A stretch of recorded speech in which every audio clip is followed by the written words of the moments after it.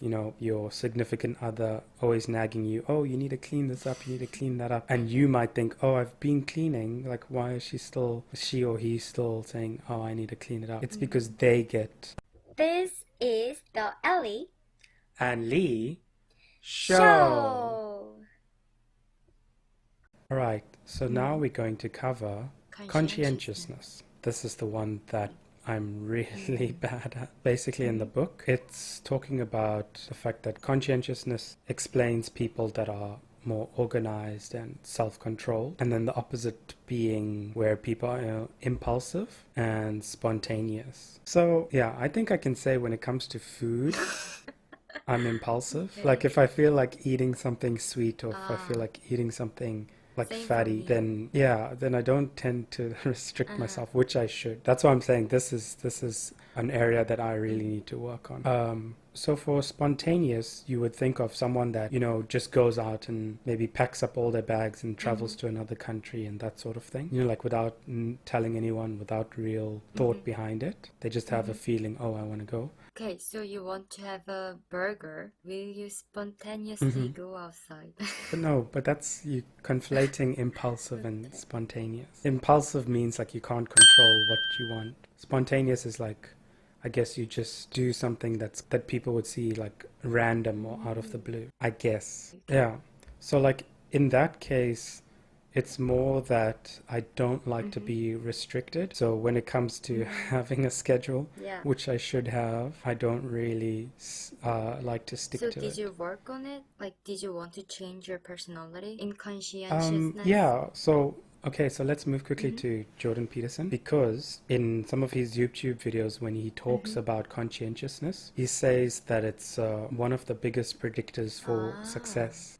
And then if you bring it back to like what we were talking about in the book, where it's those that are disciplined, organized, and self-controlled, you can kind of see that, yeah, you do need those things. Did you apply any like Yeah, a things? little bit. I think, again, this is something I really am not good at. Because, like, I know quite a while back I made a schedule for, like, how I'm gonna learn programming, how I'm gonna study Japanese and stuff like that. But then after a couple of weeks, it broke down. So yeah, even now, I think I haven't really set a schedule for the way I'm gonna do things. But I would say that I've gotten better at How? getting things. So for now, I'm basically programming every day, but I'm not doing it at a set time. I'm just doing it whenever I have time. So you're doing it every day. Yeah, so far I have. I could say a month ago when I started That's when I nice. started the remote work. Obviously I was doing the Scratch programming, which is not really programming, but it's good to teach you, how things work, how you would go about actually programming. And then now recently I've switched to the Go dot programming. So I've been doing that most days. But again, it's not organized. But that's the issue. one Yeah, step yeah, at a I really time. need to get better at it and I want to get better at it. But it's kind of difficult for me.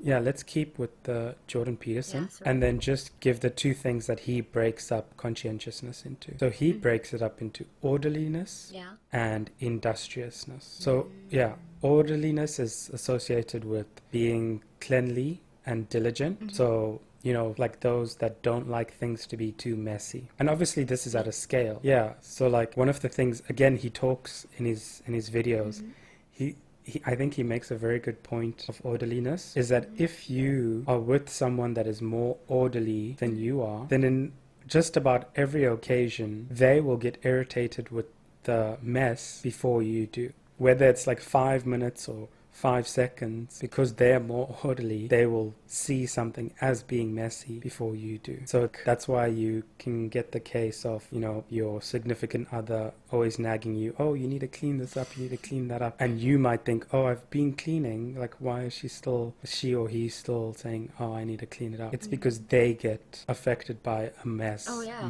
more frequently or Yeah. more quickly than you do. So I think I was born with orderliness. I think so. So when I was young, I remember every Yeah. time I get back to school, cleaned my room. And my Okay. room was really clean. But I really didn't get why my sister doesn't clean her room. And I thought it's unfair. Yeah, I think I would be similar to that because when I get up in the morning, I just roll out of bed, throw my books in my bag, and Yeah. go to school. No. Yeah, I don't think it's the best thing. But there were some period that I didn't clean at all. And you Somehow, felt like, bad, stressed out. mm, Yeah, yeah. But you know, that's the thing. Like, if you're an orderly person, you can actually get stress from not having cleaned. So usually, I think for people that are high in conscientiousness and maybe high in orderliness, they might find some kind of relaxation from cleaning, which is interesting. Yeah. it's not I don't interesting. feel It's the relaxed when nature. cleaning. I feel like it's a chore. But yeah. Okay, so for the other one, the other point that he splits it up into is industriousness. Okay, yeah. So these are the kinds of people that are energetic in the application of work and study. Those that like to be busy, basically. They like to get things done. And then when they're not doing things, then they feel kind of uneasy, which I think you are a bit. And I'm the opposite. I can be really industrious Yeah. for a certain period. So then, like, maybe you middling in conscientiousness. If I try, I can be industrious, and I Yeah. don't like that Ah, much. okay. Yeah, well, that's the thing. That's why I think you scored like somewhere in the middle, maybe. But then for me, like, I don't mind spending 2 hours just watching YouTube videos.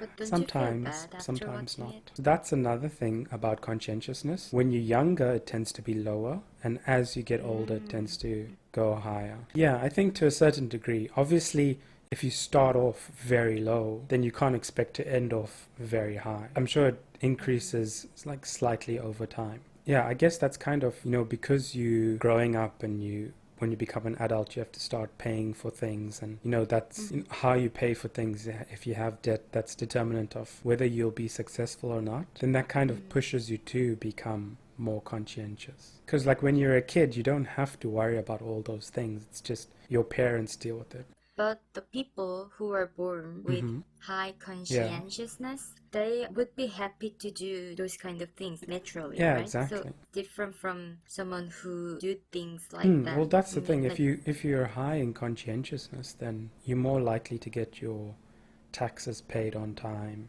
and have your house sorted out, like your finances and things like that. If you're enjoying this video so far, please like and subscribe. So one of the interesting facts in the book, those people who are addicted to games or gamblings, they used to have low conscientiousness. That's kind of predictable, right? Low conscientiousness. And I also thought that, maybe they have low neuroticism. But it wasn't. They used to have high neuroticism. And what the author said was that neuroticism is usually the problem. Really? So it was kind of interesting because I thought people with high neuroticism wouldn't do those kind of things because they are so afraid of exactly. losing what they have. That's kind of interesting. We can think of theory.